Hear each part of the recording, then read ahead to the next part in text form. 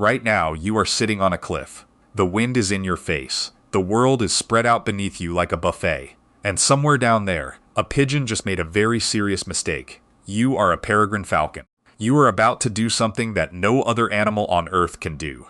Something that fighter pilots train their whole careers to survive. Something that will make you feel like God decided to strap feathers to a bullet. Congratulations. You are the fastest animal on the planet. And that pigeon?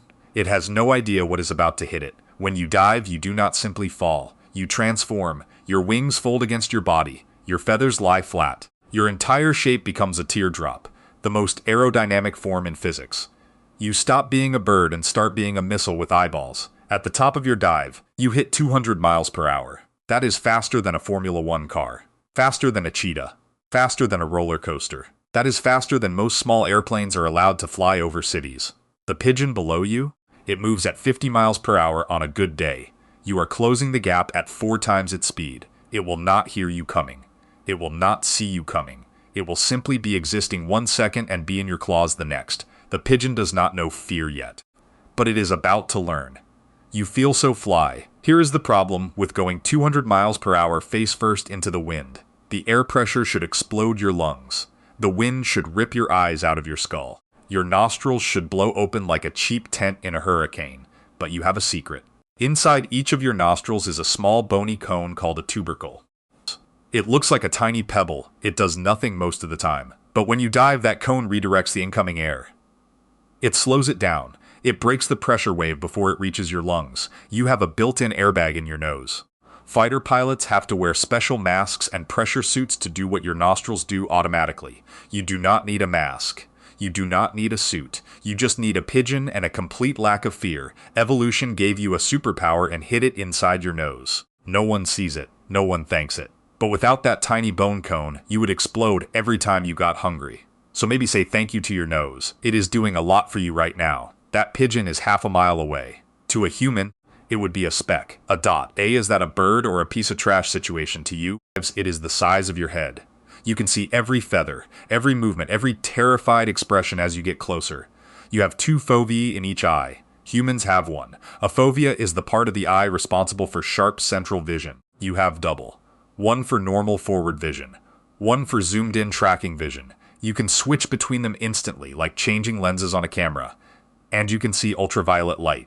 That pigeon? It leaves a trail of UV reflective urine everywhere it flies. To a human, the sky is empty. To you, the sky is covered in glowing arrows pointing directly at your next meal. The pigeon is not hiding. It is literally drawing you a map to its location and hoping you do not notice. You notice. You always notice. You feel so fly, the pigeon sees you coming. Of course it does. You are a missile with wings and bad intentions. It tries to dodge. It jukes left. You adjust. It jukes right. You adjust faster. You do not miss. In the history of peregrine falcon observations, the success rate of a hunting dive is over 80%. That means 4 out of 5 times you decide to eat something, you eat it. The 5th time, the pigeon got lucky. The pigeon is also now traumatized and will never fly near this cliff again. Your strike is not random. You do not just grab, you calculate. The angle, the speed, the wind, the pigeon's trajectory. You are doing calculus in your head at 200 miles per hour while the wind tries to rip your face off. And then, at the exact right moment, you extend your feet and close your talons. The pigeon is dead before its brain registers impact. You are not cruel. You are efficient. There is a difference. You feel so fly. Look around. There are other birds in the sky. Eagles, hawks, vultures, big birds, scary birds.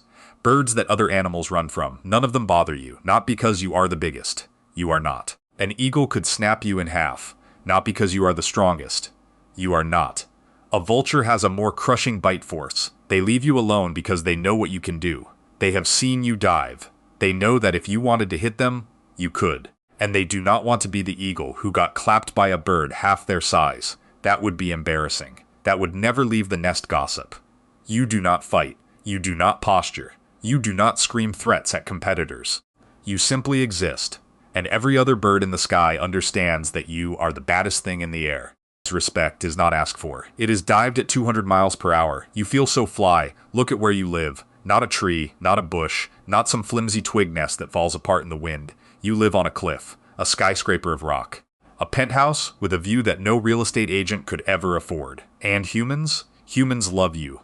They build special nest boxes on skyscrapers just for you. They put cameras on your nest so they can watch our babies grow. They cheer when you return each year.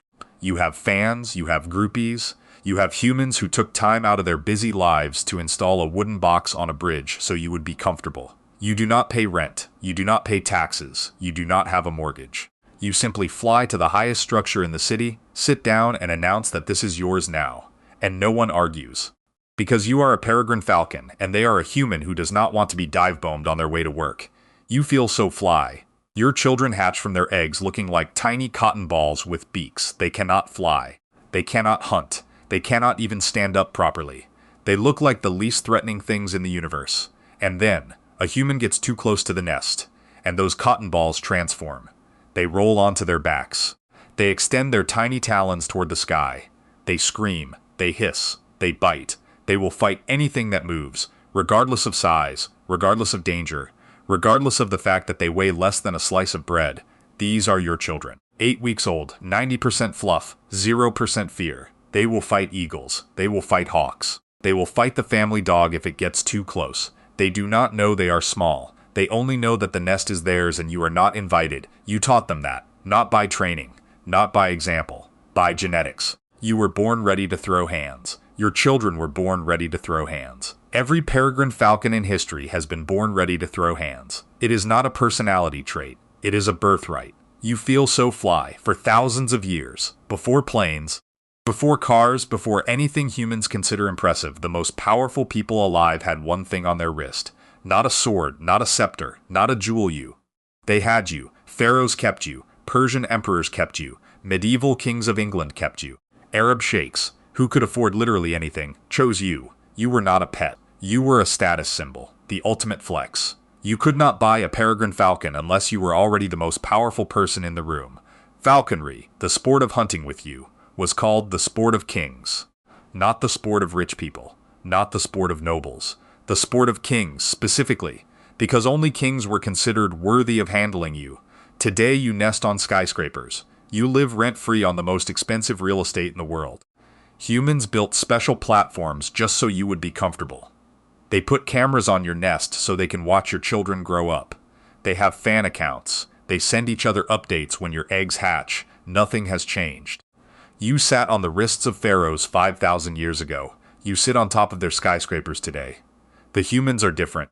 The buildings are taller, but you are still the most respected thing in the sky. You were never just a bird. You were always the bird. And everyone, from the pharaohs to the pigeons, has always known it. You feel so fly.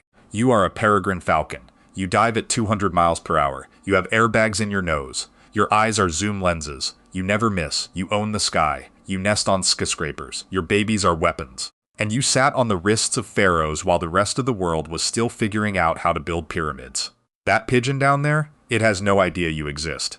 It is living its best life, eating breadcrumbs, cooing at other pigeons, planning a future that will never come. You are about to teach that pigeon a very important lesson about the food chain. Not because you are hungry, not because you are angry, because that is what peregrine falcons do. It is not personal, it is physics. For more science, nature, animals, and Earth history told the way it deserves to be told. Leave a comment telling us which animal you want to be next in the It Feels So Fly series. And if you are a pigeon, maybe stay indoors for a while.